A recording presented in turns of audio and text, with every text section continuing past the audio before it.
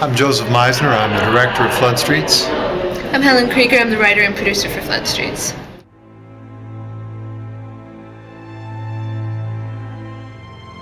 The genesis of this project was when we were evacuated from our neighborhood in Hurricane Katrina, not knowing what we had to go back to, if anything, in terms of our home and businesses. And we decided if we had to start over with our lives completely, we would want to start over with me making a real effort to be a professional actor and Helen to be a professional writer. And we decided the best way to accomplish that was to make a film together. So we fixed up our house and sold it and used that money that we got from selling the house to make the movie.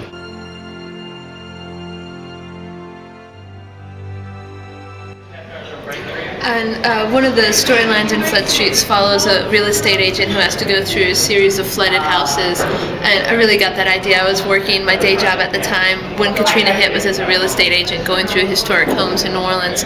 And so after the storm hit, I was going through tons of flooded homes, and that's when the idea came to do to have this character walking through various houses in New Orleans. A lot of that was autobiographical.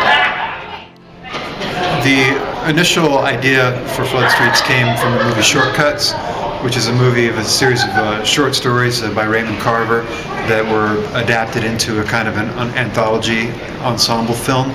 And so that's what we did with Flood Streets. Helen writes short stories and novels. So we took 10 of her short stories and adapted them into the screenplay for Flood Streets. We workshopped the script. We did a stage reading of the script in front of an audience of 100 people to get their feedback.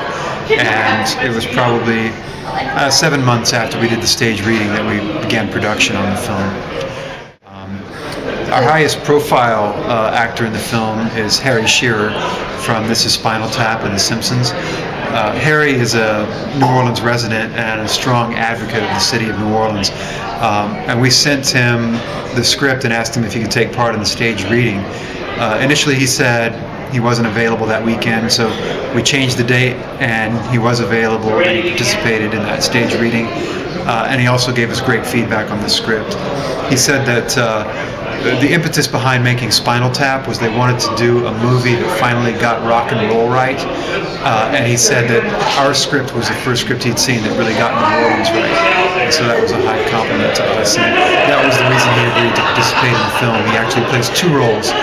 He does a role in person, and then he does a voiceover role in the film.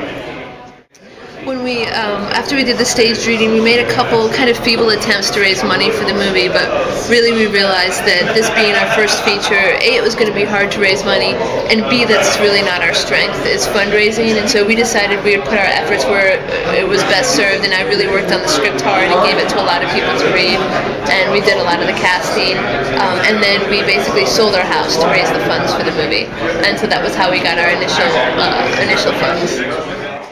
Casting the film, we took a lot of time and care with, because we knew that the two elements that were going to be the strongest about this film were the script and the performances. The script being Helen's strength as a writer, performances my strength as an actor. I have a lot of experience as an actor both on stage and on screen.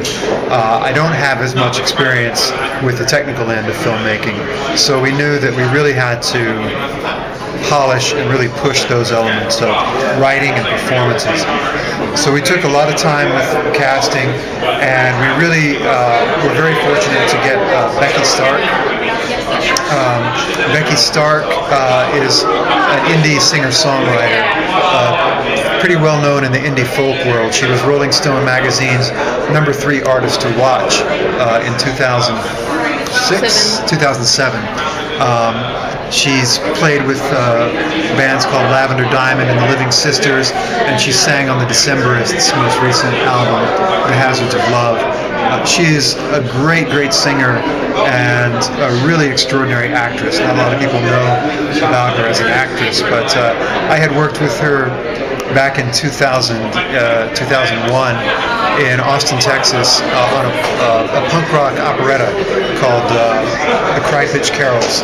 And so I had worked with her as an actor, and I knew how extraordinary she was. So really from the very beginning, the character of Madeline, the singer-songwriter in the film, we really wanted Becky from the very beginning, and she was really enthusiastic about the script, and so she was the one actress that we brought in from Los Angeles. Everyone else was from New Orleans or had some family connection to New Orleans. If you'd like to learn more about the film or see a trailer of it, go to floodstreetsmovie.com or facebook.com/floodstreets.